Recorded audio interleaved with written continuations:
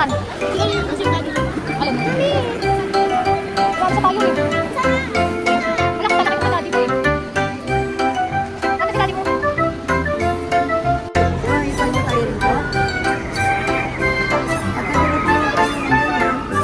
Pagkagalawin mo lang po yung kamay mo, tapos pwede mo siya pasilin po yan. Pwede mo rin pababayan. Pagkagalawin mo siya para makita ng kamay mo. Hawakan mo po siya rito. Yung isa mo kamay, sprinkle mo siya po ganyan. Dito pa banda, hindi mo siya yung gagawin. Pwede mo rin siyang pababayan. Panyo lang yan, pwede mong gawin sa pinto o labahan.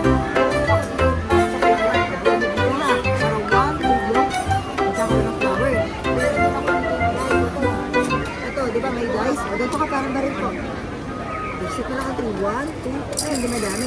Meron din ako dito yung book. Ay, pakita ko. Kapag yun ang book, di ba wala siyang tagal? Blow mo lang, blow.